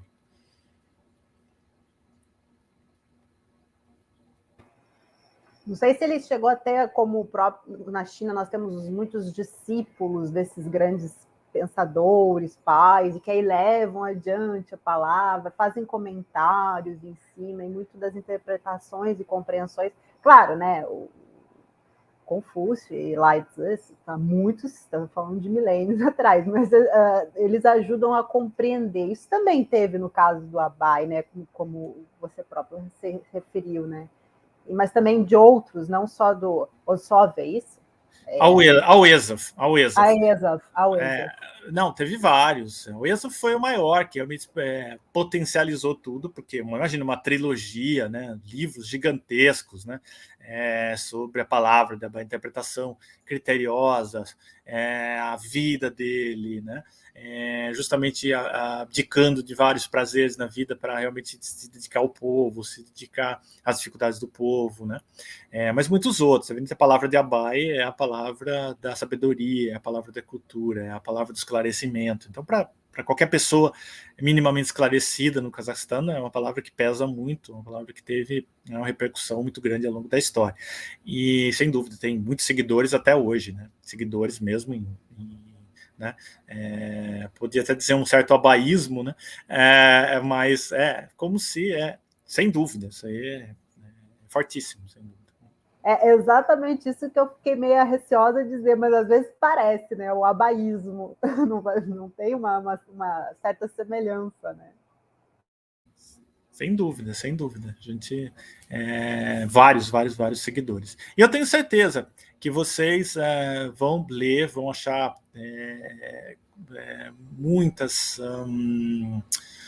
muitos fatos interessantes, né? Os elementos que podem ser assim lidos, interpretados na nossa vida com uma forma assim muito fácil, né? Como você fala, caramba, como que esse cara sabe isso, né? Porque realmente é uma escrita fácil, não é uma escrita difícil. Eu acho que tem um só capítulo, uma só palavra, que é a palavra religiosa, que é a mais longa, ela é um pouco mais trabalhada, um pouco mais complexa, mas justamente porque não é algo fácil, né, discutir questões religiosas e tal. Então algo um pouco mais longo, mas são textos curtos, são frases pontuais, né, são pensamentos claros, e é lógico que isso também foi e vem sendo uma questão, porque, como eu disse, a Abai escreveu em kazakh, e eu traduzi a partir do russo, então evidentemente que eu já traduzo a partir da tradução, né? Então tem essa questão, mas um livro muito interessante. Mas isso é uma ponte, né, professor? Agora, com o tempo, vamos ter, com esse esforço que já está iniciando aí na sua própria iniciativa, de ter pessoas que já um dia vão poder, você mesmo, de traduzir diretamente. Isso é uma questão de tempo, né? Questão de trabalho, construir. Né? Eu e o Matheus, falando em tradução, boa entrar em tradução, porque agora o Matheus vai justamente entrar nessa questão. Pois é, eu quero aproveitar para perguntar, né, acerca desse assunto o seguinte. Eu reparo, professor Delcio, que em algum momento, por volta dos anos 70, aqui no Brasil, a gente tem um número muito grande de obras russas que foram traduzidas diretamente para o português. Seja pela extensão dos cursos, seja por elementos ligados à forma como o Brasil olhava para a Rússia, talvez para compreender, né, a contraparte do mundo, ou seja por outros motivos. Mas a gente nota que tem aí um conjunto significativo de obras sendo traduzidas, né? E a pergunta é se existiu algum paralelo, ou se existe também, talvez agora, né, dos mesmos objetivos, ou sei lá, né, algum paralelo nesse volume de traduções das obras da literatura cazaque. Bom, eu acho que teve um período muito grande de traduções da literatura cazaque para o russo, né? Eu acho que o interesse foi crescendo, e nós temos aí muitas obras traduzidas, né? Então, essa para nossa sorte, porque hoje o que nós temos como condição para tradução é a partir do russo. Talvez daqui a um tempo isso deixe de ser, essa realidade mude um pouco, e possamos trabalhar com a língua cazaque. Vale lembrar que a língua cazaque é do grupo túrquico, né? É uma língua do grupo linguístico túrquico, que não tem nada a ver com o eslavo, né? Inclusive, outra coisa interessantíssima, que as estruturas dos nomes dos cazaques também não tem nada a ver com a estrutura eslava, e eles acabaram se convertendo a essa estrutura eslava, né? Estrutura de 3 nomes, né? O nome patronímico, o nome do pai e sobrenome. Eles não têm essa estrutura, né? Vale lembrar também que eles, aos poucos, vão mudando essa estrutura agora a partir dos novos nascidos no Cazaquistão. Então, há todo um processo agora de trazer de volta essa identidade, de trazer de volta seu pertencimento, né? Sua condição de cazaque. Os cazaques, muitos deles que foram para fora do país voltaram, alguns voltaram, outros estão voltando, né? Essa identificação, esse retorno ao país. Há muitos ainda cazaques pelo mundo, então, essa questão da tradução, ainda a gente tem uma limitação, então, de textos. Às vezes, se ele não tem em russo, a gente não consegue hoje trazer, né, para o português. Há poucos aqui no Brasil falantes de cazaque, né, mas a maioria que trabalha na própria representação diplomática, né, a gente tem lá o pessoal que trabalha com a gente, né, nessa cooperação. Mas tem muitos, hoje em dia, respondendo, então, tem muitas traduções de obras cazaques para o russo. Isso é muito importante, fundamental para o nosso entendimento hoje e compreensão da cultura cazaque. Fiquei curioso de perguntar o seguinte, né? Já que várias foram vertidas para o russo, né? Será que existe a possibilidade de termos nesse boom de obras russas, na verdade, na língua russa? Será que existe a chance de ter não se são confundido? obras russas, são obras Não, cazaques. esse é que é o X, essa é que é a pergunta. Essa é que é a pergunta que me surgiu. Existe a possibilidade no processo terem se perdido essa referência delas serem cazaques e aí foram atribuídas imediatamente à russa porque estariam em russo?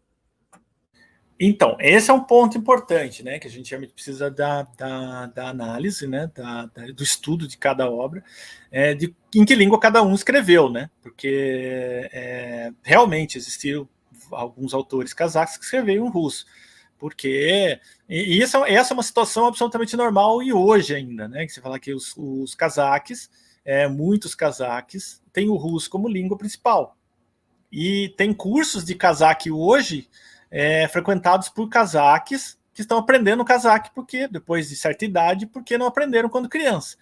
Então é um mundo diferente, né? De a gente pensar justamente por esse período todo que eles ficaram presos a um outro estado, né? A um outro governo. Então essa questão acabou ficando e muitos cazaques hoje estão aprendendo. Tem curso de cazaque, por exemplo, eu estava fazendo um agora que é pelo governo, cazaque, inclusive. Ela é bem interessante, porque é online e com bom material e tal. E lá temos muitos cazaques que estão aprendendo cazaque, porque nunca aprenderam. Nunca aprenderam. Pessoas aí de 40 anos, né, e mais para frente. Então, dentro dessa linha, se entender se o autor escreveu logo em russo, como é o caso do Auezov, por exemplo, que escrevia já em russo diretamente, mas tinha uma intenção para isso, exatamente de atingir determinado público, de ter uma facilidade com relação a sua obra ser publicada, e outros que escreviam em cazaque e depois, posteriormente, foram traduzidos para o russo, como é o caso do Abai Kunanbai. Então, é tudo uma questão da gente... Mas pode ser que aconteça, Matheus, por que não? Né? De repente, para quem não... precisa ter um estudo do autor, né, da sua concepção, do seu jeito de trabalhar, da forma como ele ou o período histórico. Né? Essa é outro objeto de estudo realmente interessante com relação a esse país. Né? Tem uma questão que a gente sempre esquece, né? Mas é uma coisa que o próprio Ocidente fez, porque pegava a União Soviética, um balaio só, é um balaio, pega e coloca tudo no mesmo saco, né? a própria União Soviética não é um país. O pessoal fala, o país União Soviética não era um país, né?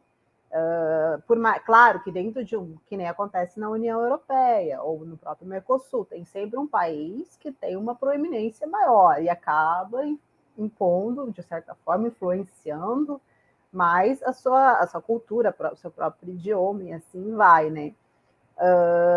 Isso acontece na União Europeia hoje, acontecia na União Soviética, e sempre foi. E esse vínculo do Cazaquistão é desde o Império Russo, desde lá do czarismo, né? Então é mais forte ainda, quando tinha aquela estrutura de imperialismo mais clássica mesmo, aquela que a gente conhece, que há uma certa imposição, às vezes, no idioma, na fé, nessa questão. E o Ocidente pega assim. Então, assim, por exemplo, Gogol, que não é russo, muita gente diz que é russo, entendeu? Então tem essas questões, né? Como se tudo ali fosse Rússia. Então vale agora a gente tentar estabelecer, né? Claro, tem uma relação cultural, tem uma aproximação, tem um forte laço histórico, cultural, mas tem as suas diferenças, e é isso que eu acho que atualmente está tentando estabelecer aqui, né? E a gente já está chegando, professor, no fim do programa. Você já deu diversas dicas durante a nossa conversa aqui. Então, eu vou deixar em aberto se você tiver outras questões que gostaria de falar, de dar dicas, porque eu acho que o pessoal precisa, o que o brasileiro precisa agora, é de uma orientação. Onde eu começo? Eu quero conhecer o Afeganistão, eu quero compreender o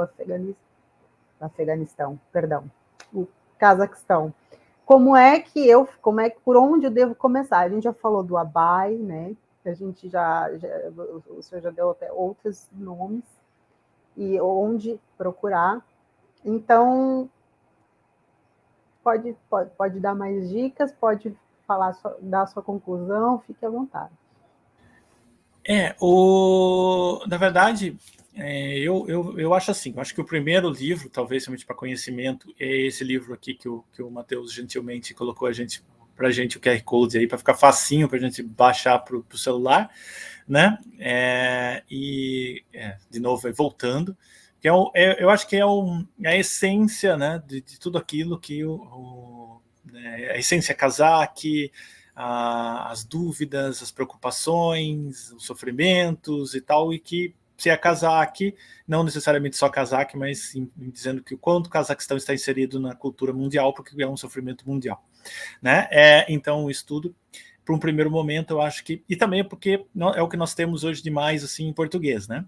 Talvez para outras línguas, procurar também outras, até do próprio Abai, né? Ou da UESA, tal, em outras línguas. Mas uma coisa que você falou, Alessandro, depois eu fiquei pensando nisso, e realmente eu acho que nós estamos numa etapa, e vamos viver momentos muito esquisitos a partir de agora, com relação a ser russo, né? Ao fato do russo, as fobias, né? Principalmente. Eu acho que a gente vai viver épocas muito, muito estranhas, né? E eu acho que isso é fruto, até certo ponto, de uma...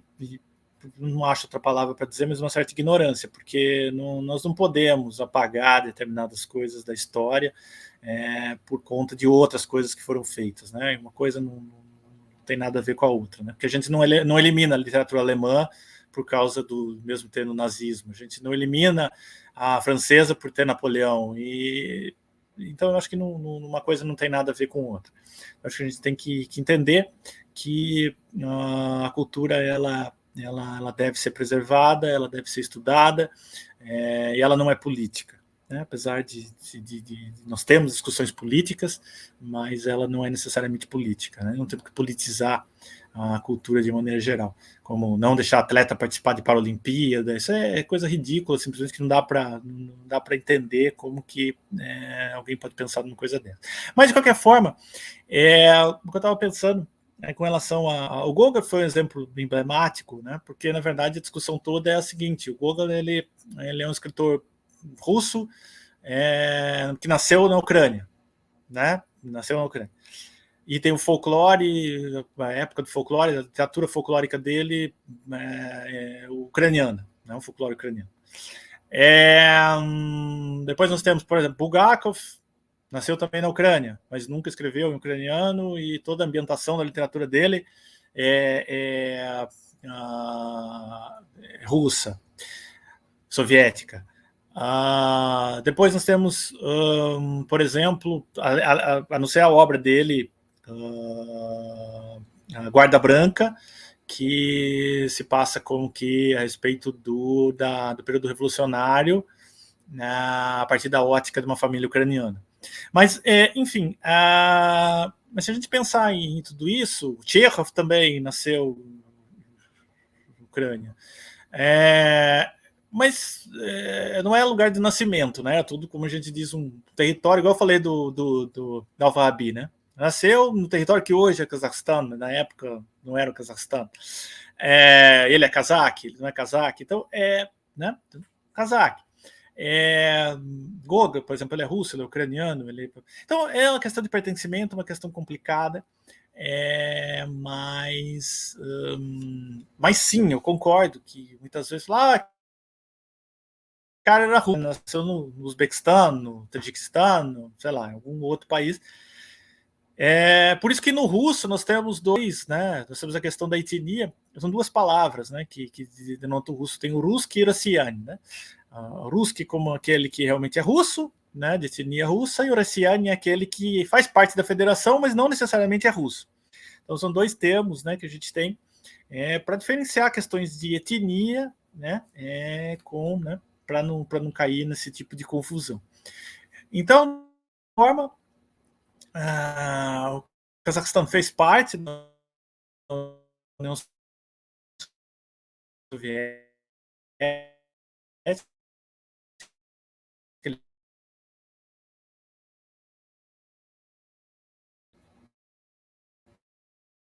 a sociedade. Não sei se o professor, o sinal para mim estava ruim, tá ok? Voltou? Agora voltou. Tá ok. Repita, por favor. Talvez eu tenha congelado aqui, apesar do calor. Então é o seguinte, toda essa questão de o Cazaquistão, ele pertenceu ao Império Russo, ele pertenceu à União Soviética, mas ele sempre manteve as suas tradições, né? Ele não podia muitas vezes manifestar isso de uma forma tal global, porque ele estava dentro de um contexto onde a apresentação global era um pouco diferente. Muito embora na União Soviética nós tínhamos, cada estado, como eu disse, cada representação da república tinha um fator, tinha uma importância para a economia como um todo. Então, o Cazaquistão sempre foi importante no seu segmento, né? Digamos em metais, digamos em indústria, digamos em carvão, a Belarus está nos laticínios, a Ucrânia na produção de agricultura, né? Então cada país respondia por um segmento e Moscou respondia por tudo como um todo, né? Como a parte financeira, como a parte de controle. Então cada um tinha o seu desempenho, né? Desempenhava o seu papel. Com o fim da União Soviética, cada um passou a desempenhar o papel de todos os outros de uma hora para outra, né? Isso levou a um certo colapso, inclusive russo, porque né, naquele momento tudo acabou acontecendo e a Rússia também andou bem fora da sua normalidade durante um bom tempo. E que mais ainda dizer, né, do Cazaquistão também, que sofreu bastante com isso, e as outras repúblicas. Depois nós tivemos exatamente a reconstrução financeira, foi a primeira, a reconstrução social, né, e depois agora essa recuperação de identidade, né. O Cazaquistão teve essa felicidade de ter recursos, como eu disse, minerais e tal, que ajudaram o país a facilmente sair da sua situação de dificuldade e ter uma condição financeira muito melhor do que outras repúblicas. Ele conseguiu se estabilizar num tempo razoável, ele hoje tem uma condição financeira boa, porque é um país exportador de commodities de valores e produz valores assim processados já, né, de indústria pesada. Então, o Cazaquistão conseguiu fazer um colchão aí com recursos do período do petróleo alto e tal. Então, é um país que tem uma condição de se desenvolver muito, de fazer muitas coisas agora nos próximos tempos, e esperamos, né? Esperamos que isso seja possível e que cada um, evidentemente, cada cazaque, E agora não posso deixar de mencionar o grande expoente cazaque hoje, que vocês devem ter ouvido falar, do Dimash Urdenberg. Dimash é hoje um cantor e tem um fã-clube gigantesco aqui no Brasil, né? Talvez o maior fã-clube dele aqui no Brasil. E ele mesmo andou fazendo manifestações, né, a respeito da importância de saber cazaque, de se defender a sua cultura, né? Então eu acho que é uma pessoa influente dentro do contexto da juventude, né? Que não necessariamente leu isso através de Abai, mas que possa ler através da fala, né? Entender esse conceito através de um expoente da cultura, que fale na linguagem desses jovens e que o respeito, né, a recuperação dos valores, né, do passado, né, do país, possa trazer tudo isso e que isso sirva de orgulho para as gerações futuras, né? Que vale a pena dizer que independência não é só criar uma nova bandeira, criar um novo hino, mas sim trazer o resgate de tudo aquilo que, na verdade, em essência é nosso, né? E sempre foi, né? Não apenas criar alguma coisa fake ou copiada ou coisa assim, né? Mas trazer a essência do porquê que nós somos diferentes, né? Então isso eu acho que é fundamental. E que isso se resgata através, sim, de, por que não, literatura, cultura, tudo isso que a gente tem que estar sempre mostrando, relendo, apresentando, né? Então, acho que isso, em essência, é o que os cazaques estão tentando fazer agora. Eu vou aproveitar todo esse quadro que o professor apresentou, porque justamente mostra o quão complexa a história e as relações dessa região, que compõe aí a Eurásia e tal, né? Um escritor nasceu em outro local, mas tem um vínculo forte com a Rússia e tal. Então, escreve em russo. Então, ao mesmo tempo, não deixa o folclore lá do Gogol ucraniano está nas obras dele também, né? E tal. E os russos apresentaram isso de uma forma. A relação cultural histórica desses povos é muito forte. É muito forte e é muito complexa, e a gente tem que tentar entender. E o problema é que no Ocidente ainda nós temos uma imagem muito simplificadora disso tudo, né? Que apaga totalmente essa complexidade, que na verdade a gente não tem, é difícil, não vamos entender, deixa para lá. Não, tem que entender, é possível entender. É possível trazer ao grande público essas questões que agora estão mais na academia, é possível, à medida que há um estímulo para isso. E aí, entendendo mais essas regiões, a gente acaba com alguns preconceitos e com algumas imagens que se criam do russo perverso, do russo inimigo, eterno inimigo do Ocidente, né? Que é mais ou menos o que essas manifestações que o professor falou, elas não são de agora, elas têm há muitos, são séculos, né? Ainda de uma certa, vamos dizer assim, de uma certa imagem negativa que os países da Europa, principalmente da Europa Ocidental, o próprio Estados Unidos criou como aquele inimigo, né? A gente pode ver as representações do russo em Hollywood, nas obras, também na própria literatura. Sempre uma criatura, como se fosse uma criatura, não é nem uma pessoa, uma criatura que devemos temer, que devemos ter cuidado. E aí, óbvio, vem a questão da ignorância, de não saber dessa complexidade, desses detalhes, de como funciona a relação naquela região entre os povos e tal. A questão da identidade, que é complexa também, é uma coisa que até os próprios russos, não só o Cazaquistão, mas outros países da União Soviética, mas os próprios russos debatem há séculos, entendeu? O que é ser russo e assim por diante. Então, ao menos nós temos que conhecer e tentar entender. Entendendo, a gente deixa alguns preconceitos de lado. Ao menos eu penso que seja assim, né? Então, é isso. Matheus, sua vez. Bom, diante disso tudo, o professor já fez os seus comentários. Nós estamos chegando ao final desse programa. Só quero colocar aqui em tela o contato do professor Edélcio. Então, se você ainda tiver curiosidades, perguntas, né? Assim, está desejando conversar, pedir dicas, ele como pesquisador que já está aí há mais tempo nessa caminhada, é só estar aqui um Fale com Edélcio em américo.edelcio@gmail.com. E aí eu deixo também esses minutos finais para o professor Edélcio dar a sua palavra de saudação para quem ele quiser, e etc. e tal, e a gente encaminha aqui para o encerramento de mais um As em Pauta maravilhoso. Opa! Mais uma vez, obrigado, Alessandro e Matheus, por essa proposta, pelo convite. Passamos aqui um período muito agradável, podendo falar sobre coisas que eu acho que são relevantes, são realmente importantes.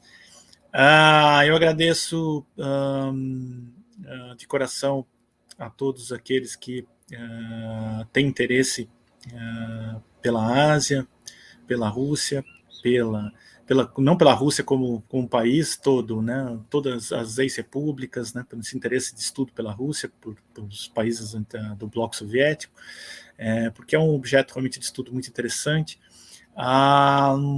Agradeço à Embaixada do Cazaquistão no Brasil, na figura do embaixador, o senhor Bolat Nusupov, e do corpo diplomático como um todo, que tem trabalhado muito aí para que essa divulgação da cultura cazaque seja realizada da melhor maneira possível, inclusive com materiais, com todo tipo de ajuda, quando solicitados. Acompanhem também, quem puder. Eu não sou muito de redes sociais, mas a Embaixada do Cazaquistão tem a sua página na internet, no Facebook.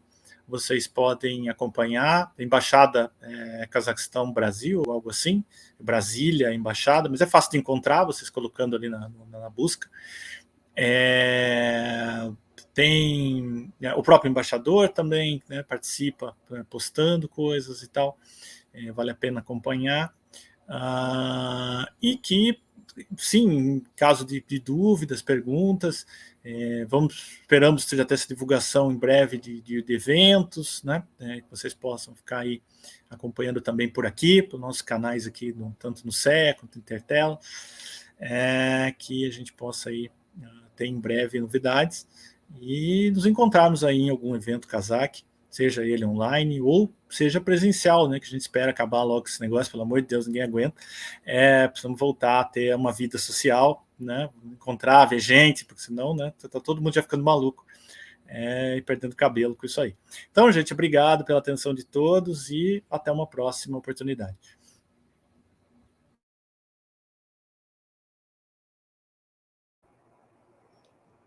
Estão me ouvindo, né? Tá.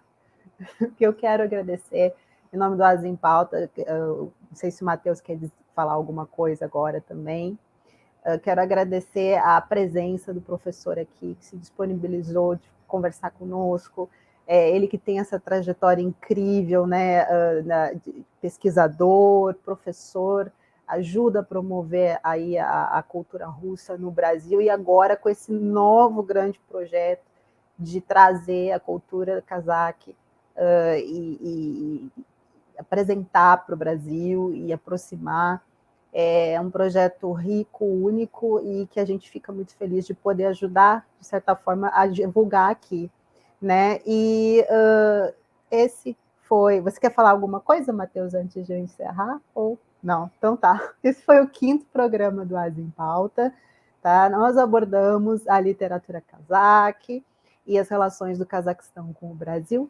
Eu sou a Alessandra Scangarelli Brits, sou jornalista, né, especialista em política internacional, e sou editora-chefe da revista Intertelas.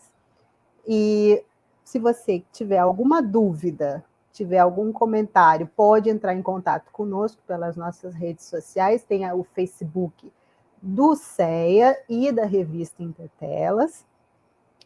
Também pode, nós respondemos a qualquer questão que você tiver, e até a próxima, até o nosso próximo encontro. Até mais.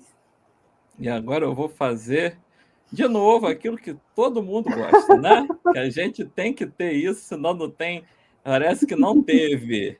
Não, é a famosa.